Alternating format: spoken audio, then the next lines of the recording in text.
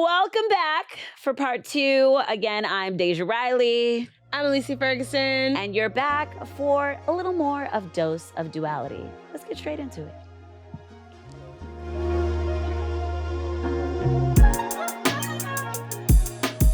It's like he doesn't need to be like showy or like braggadocious. Mm-hmm. It's almost just this energy that like he leads with. Yeah. And you're just like, what is like why like almost like why are you so confident? Yeah. Like, where does that come from? Yeah. And so similar, like I saw that and I never thought about that till you were talking about your dad. And I was like, yeah, where do I get this from? Because I didn't have like all those different examples, but I was like, oh, my dad was the example. Yeah. Shout out to Dad. We love them. We love y'all. Okay, let's talk about first in the season. Oh my goodness. So it's our first season. I know. So Alicia, now when I first thought of what to name this thing when I started it all, and then I tossed the name to you and was like, we were like kind of like brewing over it and like kind of just feeling out if it sounded right. Yeah. I think so many clear examples just started popping up for both of us, like duality, coexistence, bop, bop, bop. Yep. It's here, right? And so I just want to take a second to take a look at some duality that flowed through this season. Check this out.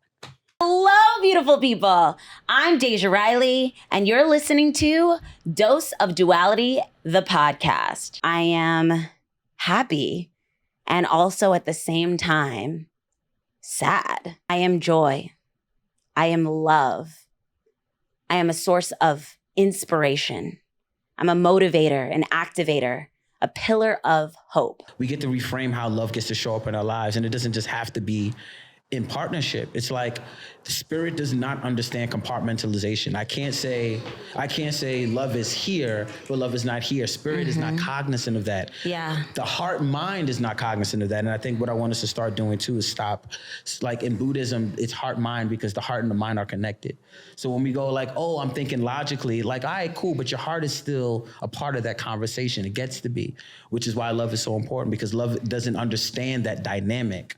But we keep trying to put it in this thing. And love is like, I don't know. I don't do boxes. Yeah. Why do you keep trying to put me here? Like, I'm here. What I found that when I started to share and be more vulnerable with my community, with my audience, and tell them how I was feeling, I found more people relating to that emotion that I would normally hide than what I've been sharing on a regular basis. You're a healer and you're working to like build community and like be that for other people. Yeah. But then you're also going through it. Yeah. And so it's like still sitting with the duality of that too. And it's like, it's okay. You don't have to have it all together. You don't have to have like figured out. And knowing that even sharing that is like giving other people permission. We keep like having that conversation, but like not hiding it. Yeah. And letting people know like, yo, I hurt. We can go through hard things and still thrive through them and find success, find joy. Yeah. Find joy and not let the grief, the death, the hard thing define who you are and anchor you in that moment. You could be feeling a sense of joy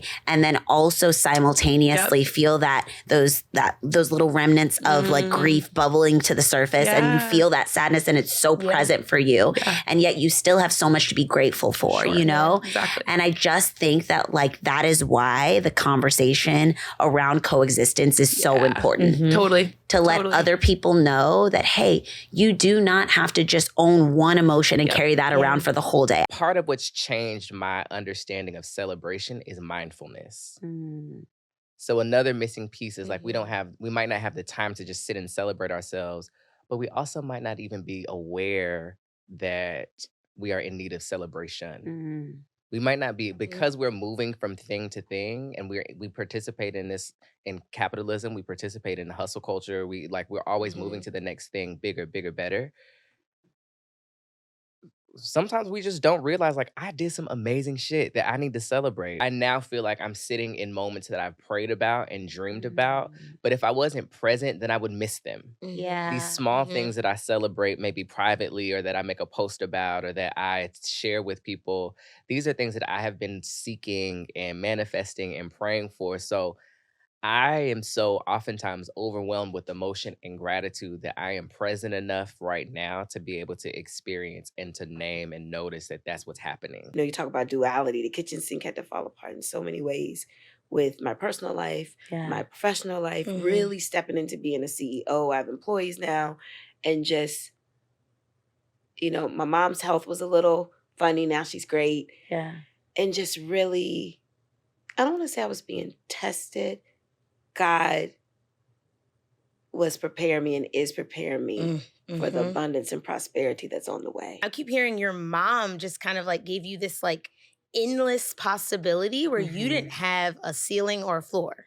I didn't. Like that didn't exist to you. So when you had an idea, like your mom, your aunties, your family, like they kept affirming, like, yes, you can. You can do all these things. And so in the midst of like predominantly white institutions and schools and like that can be really intimidating. Yeah. Especially as a child. Yeah. Like, and if you're the first integrating it, it's like, I don't want to be first. Come on, there's someone that looks like me. And you're just in there raising your hand because you're not even thinking like that there's like it should be anything else. I took advantage of situations that I knew that was needed, that no one else was willing to step out to do, because if it doesn't go the appropriate way, they might see that as failure. Seeing a Black man sit here in front of us and not be ashamed to release that emotion and to show that emotion, it's going to be so impactful. I already know. My love language is that, like, is to share a meal with somebody. If you're willing to just start and put the work in, like, whatever you want to do is possible. And, like, it's so cliche, but, like, I believe that. Like, I've seen it. Like, I've seen people manifest things just through doing it. Yes. Like, whatever that thing is, whether it's, you know, through your career, through a relationship, through your family. Like, I think that we get clouded by the success that you see on, you know, social media and like everyone's end result, and they're discouraged by the road that everyone took there because it's seemingly so long, but like before you know it, you're looking back on that road at a revelation. Yes, revelation. This is, I used to think my mom was crazy for this. So we would be like, oh my gosh, we would be going to like the grocery store and my mom would pray for a parking spot. My mom did the same thing. and it worked. It worked, yo. And I'd be like, girl, you tripped, like you doing too much. Yo, but it worked. I'm the same way. She's like, please, Lord, like let there be praise God. And there's like, I'm like, yo, someone's gonna leave eventually. There's gonna be but like everything my mom saw is a blessing and a gift from God. Like everything. Yeah. This author of the Body Liberation Project. You know. I will start with one thing that she said in the book that really resonated with me is that you can be privileged and depressed. Yes. And I was like, oh, yes. Seen, right? Seen. Listen, you can like be the change you want to see, or you can like just not. It's like it's your choice. You can't do both though. You can't make change and like be nervous about creating waves. I am that tokenized version. And I think like also like not just reading your book, but like several times in my fitness journey, I found myself checking my privilege because I'm like, I'm privileged to be in this position, but I'm looking at some of like, you know, my Black brothers and sisters that are like not getting the opportunities. I'm like, there's room for more than one of us. Yes. Why is it always I step in the space and I don't see anybody else that looks like me? And I'm constantly the choice. Right. And I found that being even more when you talked about like you made like the most money during the pandemic. I also did too. Right. Because I was that girl. You're the one like that though, right? Because it is diet culture is like do exercise, count the calories, do the thing, keep going.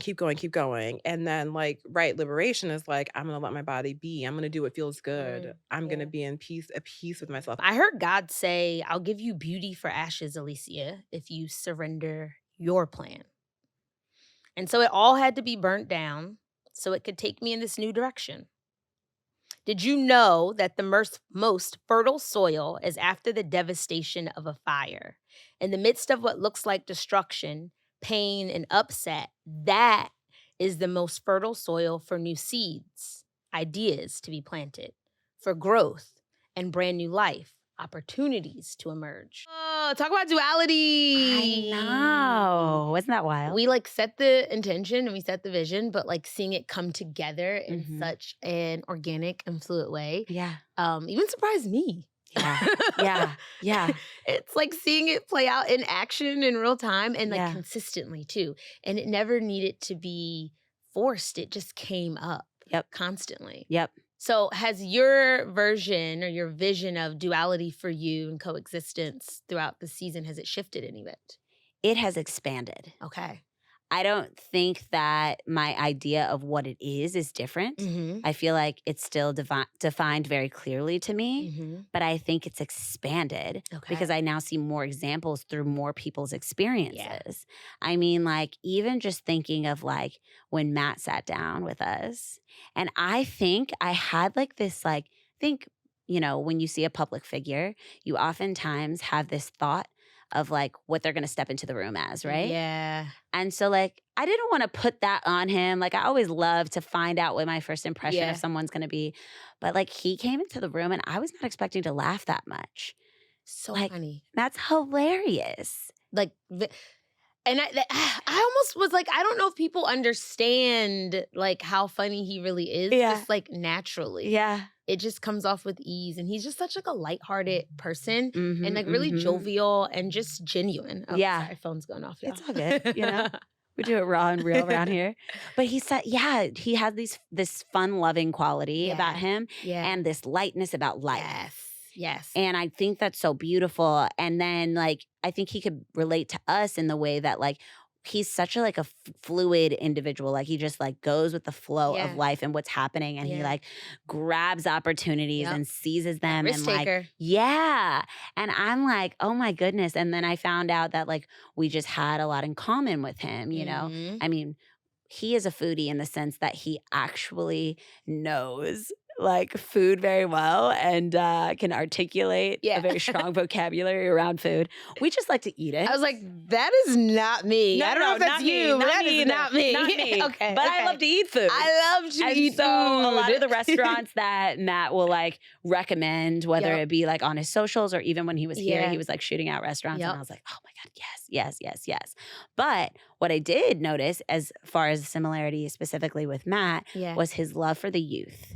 Yes. And I know that both of us have a very deep love for the youth. And I thought that was really beautiful to see. Yeah. And I don't think at first glance, when people see Matt, they would necessarily know that about him. Mm-hmm. But like his heart is so beautiful and so pure. Yeah. And so as I was thinking about his episode and the way that duality was flowing, I was like, you know, this vision of a very like confident and like almost like all-knowing kind of man can exist with this very like goofy, like fun, like very like kind of like loose like character all at once. It's like the fluidness can still, which can sometimes seem like you're all over the place or you don't like, you're not grounded in anything. Yeah. And it's like, no, he's very clear. Yep. He's very intentional, very determined with his goals. Yeah. And still has space to be like, yo, let it breathe. Yeah. Like, let it be. Yeah. That part about knows who he is, like, because he stepped in here strongly and he was like, I'm a man of God. All like off top. I was just like, seen. Done and done. Done and done. Yep. Yeah. What I think is so funny. So I actually, Lululemon, we were doing a ambassador cleanup day for Earth Day. Yeah. And so Matt came with his mom. Yeah. Right. And so I was like, well, where are you taking, like, you know, what's the food options? What's on the menu? Where are you taking her to? And so I was sharing some, like a few like things with her. And then I don't know if we talked about it in his episode, but we started talking about Lucali's, the pizza place. Did we talk about it? No, I don't think so. So I was telling him about Lucali's, which is, it's in Carroll Gardens. It's this cute little pizza place. It probably has like 12 tables. It's honestly probably the hardest place to get into. Can we go, please? I'm going tonight. Actually, I'm going tonight. That's why I wore my cute little leather pants. Work? Is it a date? It's a date. Oh, okay. This is cute. It's a date. This is cute. Well, you're going to have to let me know how the pizza is so I we can also go again. Yeah, we can go again for sure. Because you know pizza is my favorite food. So it has to happen. We have to go again. Yes. So Matt's never been. Okay. He was like, he's like, I've always tried to get into it, but the line, I said, I know. Like, you'll go. They open at 5. You'll go and they'll be like, okay, come back at like 9 o'clock. And you're like, wait, it's 5. Yeah, come back at 9. Because you can't make reservations. Oh. You have to, it's so old school. They make the So pizza are you going to go early and then? My date is there now. holding your space in the queue. So, okay, great. So then I'll just like pop over when we're done. I love that. And it'll be a thing. But the food is so good. He said he went on a Monday. Yeah. And he was there. He's like, I got there early. It was like 3:30. Yeah. And as he's telling the story, in my heart, I was like, oh, poor baby don't know.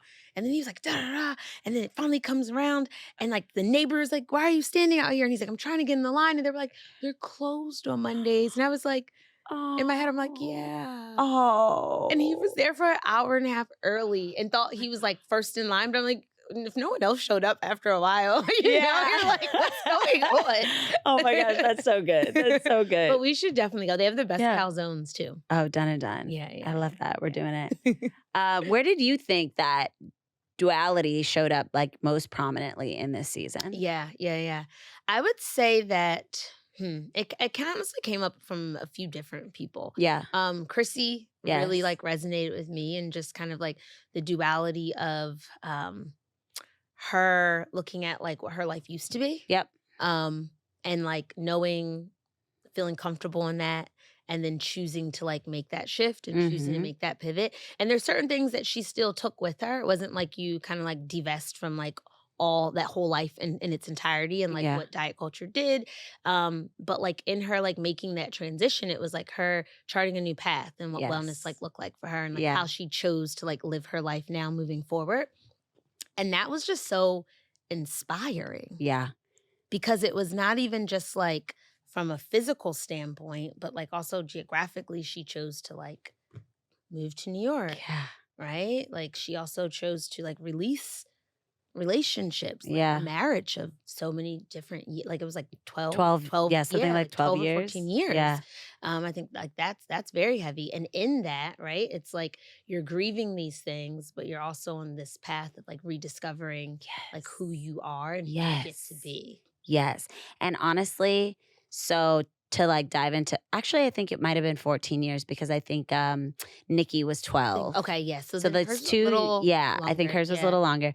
But in Chrissy's episode, I think like what stood out to me about duality was the fact that she talks so much about in her book, you can be oppressed and privileged. And I think like that resonated with me so deeply. I know like when we had her on the show, we didn't talk too much about like the racism piece to like diet culture and like white supremacy piece to diet culture.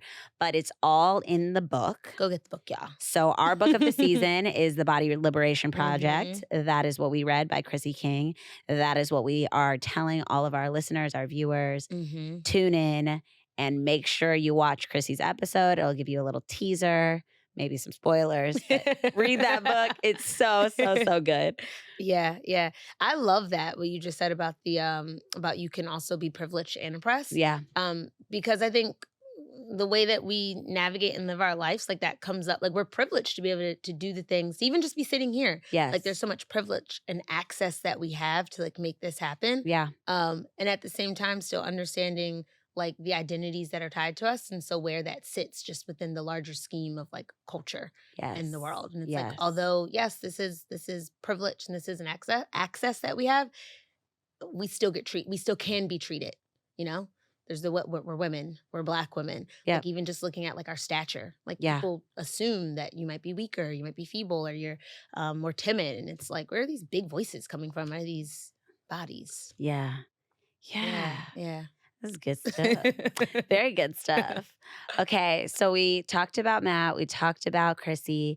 I mentioned Nikki. Yeah. There was lots of duality there. That went so like just every time I think of Nikki, I am really excited to just keep growing. And I think with women sometimes specifically, it's like, and I love that you were like, we're both 35. Yeah. Like there was no like, I'm a woman of a certain age. It's like, no, like we can share. Shout it out. Like, I'm proud. Yes. Yeah. And so I think it was women like that happens. There's like this shame, or like we want to put this like air of mystery, and it's like, well, how do I look sometimes? And yes. Why? Yeah. But like she just owns everything and is so full of a life that I'm just excited to just continue to grow. Yes. And expand and grow my toolkit as I get older. Yeah. Like that's what that show. It's like there's so many more chapters in us that we haven't even scratched the surface on. I know. Yeah, I was definitely inspired by that and inspired by the pieces of her journey that she shared with us. And I think, listening to her story and listening to the way that she was raised and listening to, the courage that she had to take the leaps that she took. And it's interesting because I think I talked about it a little bit in the episode, but when I first met Nikki, we met each other at Chargefield, and that's where we also met. And then I think it was like the second conversation we had, like we just locked eyes and like I just felt like I'm just going to tell her how I'm feeling and what I'm going through. And I opened up to her and like it was so beautiful that she handed back to me like a real life example of something that she went through in a friendship and then talked to me through like gave me like a brief of like the healing period and what it looked like to come full circle and then be back with that person. And it just gave me so much hope. Like I think at that point I was like, okay, maybe I'm not closing the chapter on this friendship that is a little fragile right now. Maybe it's just the season in which we have to be separated. Yeah. And so like, I was so thankful to her for that. Yeah. Yeah. And that comes with having people with experience like in our lives. I think that's why it's so important to have those like intergenerational like relationships. Yes. Like with men and with women. Yeah. To like gain more perspective with our 35 years of wisdom over here. I know. But I think that every guest on this season was absolutely incredible. Yeah. I think we could run down each of them and we did share clips from each of them. But I don't ask me my favorite moment. I'm not okay. I was like, I'm going to say this season. I'm going to wrap it up by saying this season was so full. Yes. And I'm looking forward to next season being even more full. Yes. And so I actually wanted to segue into what you were most excited about from this season and what you're looking forward to in next season. Okay. So this is a little selfish, but okay to be selfish. Like, I'm just gonna toss it out there. Just go for it. But this season, the thing that excited me the most was really just getting a chance to see my own growth. Yeah. And how like I got to like expand and shift and just notice things about myself and being reflected with so many different people, with like all our guests and even with you. Yeah. So it was just so many learnings and so much discovery. And there was a lot where it's like, oh, I like that. Okay, let me take this tool. Oh, okay, I like a little bit of this too. Yeah. And other things I'm like, oh, okay, like this is an opportunity for growth. Or like, oh wow, you like know more than you thought. You didn't give yourself enough credit in this space. Yeah. So I think for me, it was just seeing how it reflected back on me, just like me showing up and being in community with all these different like amazing humans that we got to like sit with. Yeah. That's not selfish. Okay. That didn't like, feel selfish at all. I was like, it was about me. Looking for like maybe the selfish part was going to come in or something, but that didn't feel selfish. Okay. I love that was the takeaway. Yeah. And honestly, for me, I was most excited about the ease and flow of this season. I was so excited that like we were just able to just like move through. It just felt like water. Yeah. Like it just felt like, oh, like, yeah. It just, there was a sense of support through this whole season. Yeah. There was lots of encouragement. Yeah. Encouraging seeds that were planted through the season. Mm-hmm. There was a lot of love in this season. There was so much emotion filled through all this season, and it allowed us to have a broad range. Yeah. And I think so I was very excited about how much we expanded in the season with like almost no sense of direction from the beginning. I mean, we're gonna be honest about that. We actually did not write out the flow of this season. We went episode by episode. That was the secret sauce. That was the secret sauce, right? We're gonna have a little more structure. We're gonna a little bit more. That's something I'm looking forward to. But I want to know also what you were looking forward to in this season too. Yes. So some things are honestly scary for me. Yeah. Because we talked about like having personal elements be involved in next season. And so I think having those just brought to the world and to the community. Yeah. I think that it's opening up more. Yeah. So it's like there's levels to vulnerability, y'all. Yes. Let's just go. Like there's like certain things as you're healing, like it feels good to share. And so to like feel seen in that respect and feel like there's other people that hear you. But some parts, the vulnerability is just vulnerable. You don't want to. You're like, I'm still like figuring this out. And so I'm excited for that. Yeah. And just like what that looks like. I want to offer something. It's like ripping the blanket off. Yes, but I want to offer something to you that I think I offered to you at some point in the season. I think it was off camera. It was off camera, but it's okay because then I was going to be on camera. Yeah. I think that we are going to start saying, I am blank today. Yep. Right? And staying present and holding on to what is true in this moment. Yeah. Because I think there's so much importance to that because you might not feel the way that you feel sitting on this couch today that you're going to feel in 3 months. Yeah. Not even in 1 month. Yeah. Maybe not even tomorrow. Yeah. But this is true for you in this moment. And we get to celebrate, back to Eric's episode, you deserve to celebrate what you are experiencing in this moment. Yeah. So I just want to encourage you to stay present in it. And I know exactly what you're referring to. But I'm not going to put you out on Front Street. Don't put me on blast right now. Okay. On Front Street. That was so helpful though. Because I've actually, that was when we were just like hanging out. Yeah. But I've been grounding in that. Really? Yes. Yay! So like genuinely, so like that's a nugget that I've taken and like really been using. So thank you. Good. Okay, well, I'm excited for that. Thank you. Honestly, I'm looking forward to a lot of things. But I said one of the things was more structure. Yeah. And I think as we learn each other and and we learn how we work, we are developing new strengths, but also recognizing our current strengths. And so I think we are like learning to place each other in certain places and to like take hold or take ownership of certain things. Yeah. And I think that's amazing. I think that's what's going to help us have more structure in the second season. I also am looking forward to these merch ideas that we've been talking about. Ooh, this our website is about to be lit with sales and things. And I think I'm really also going to lean on you a lot more in that because you are a former business owner. Yeah. And so if anybody knows me personally, they know that my husband is the accountant in our household. He is the organizer in our household. He is the cook in our household. He's very domestic, but also like very strategic. Yeah. Whereas I am a lot more go with the flow. I am like the more ambitious one. Yeah. I am definitely someone who is willing to take a lot more risks in life in general. Yeah. And sometimes it can be risky business for me because I will just throw something out there and be like, it's going to work. And then it doesn't work. And I'm like, all right, we're going to try something else. We're going to go back to the drawing board and like just let whatever happen. So I'm looking forward to leaning into your strengths in that area and just kind of like seeing how we both maneuver through that, you know? Yeah. I think it's going to be really interesting for us as we continue to develop our friendship and sisterhood to then develop a deeper business relationship with each other. I'm really excited for that. I'm excited for what we got coming. I am too. Like it's really good stuff. Yeah. And then I'm also excited about the conversations we're going to have. And so, we didn't get to dive too deep into it this season. But next season, we're going deep on relationships, okay? Child. Y'all. In all forms. Yes, in all forms. All forms. All forms, platonic, romantic.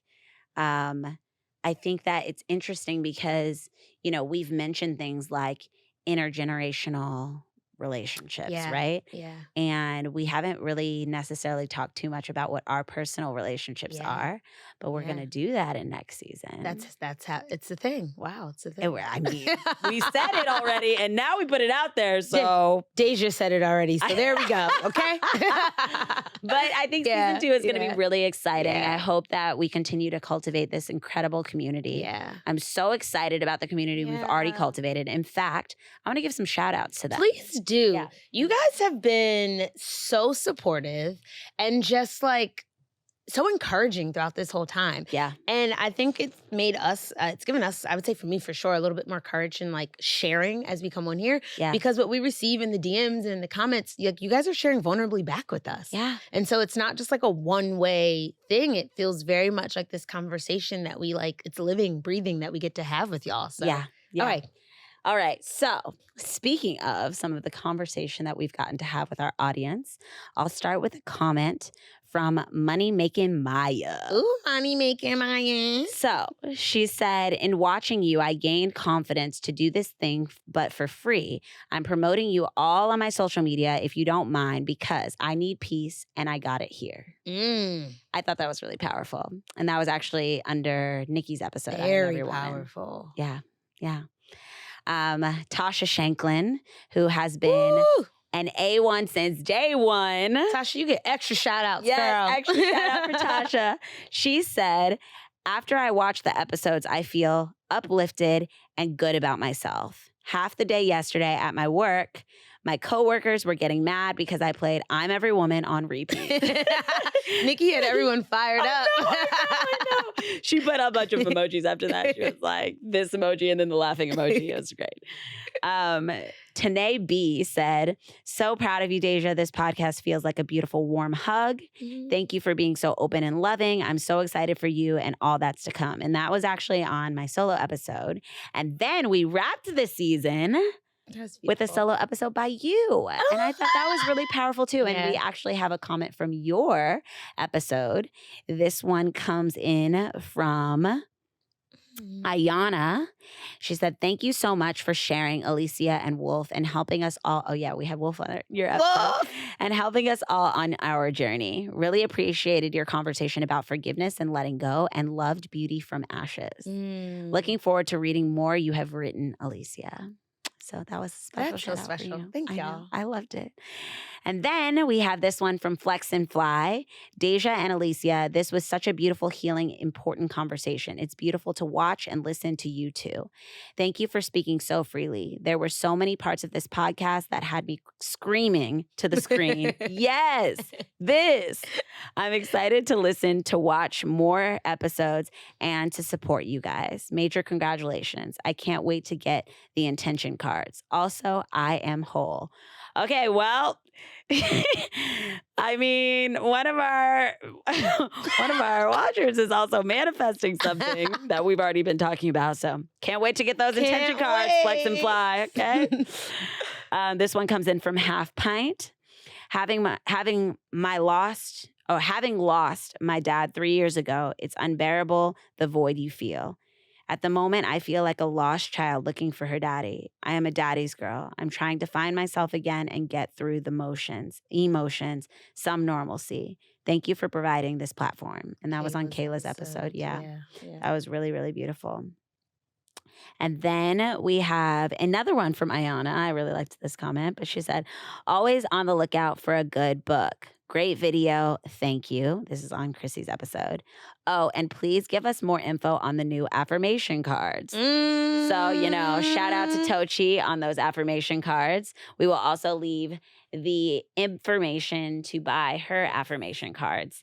Available for purchase now. Yeah.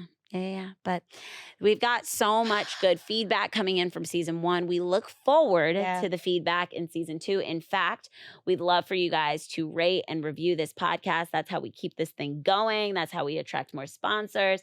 And that's really how we connect with each other. And we are open to all of your feedback. Please share what you're feeling. Please share what you're thinking. Spread the word. Share it with others.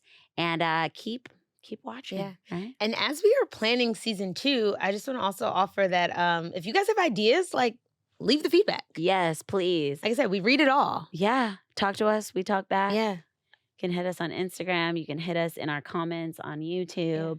I'm so happy with the way that this season turned out. I am, as we are prepping for season 2, getting more and more excited every day. And stay tuned. It's coming at you very soon. And so season 1 is coming to a wrap. Yeah. It's been filled with so much joy, so much growth, expansion, joy. I said joy again. Because double joy, of course. And love. Yes.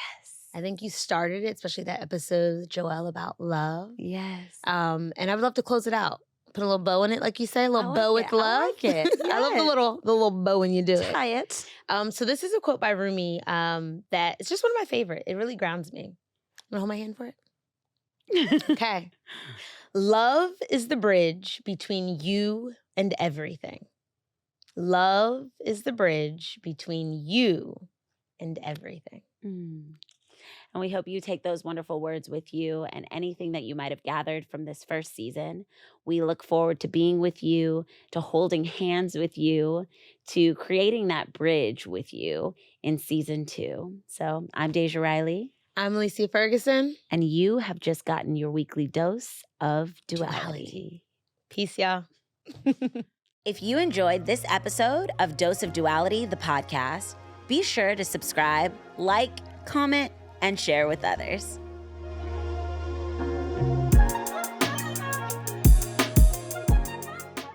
Wrapped it. Woo! We did that. We did it. We did that. Okay, Yomi, we just have to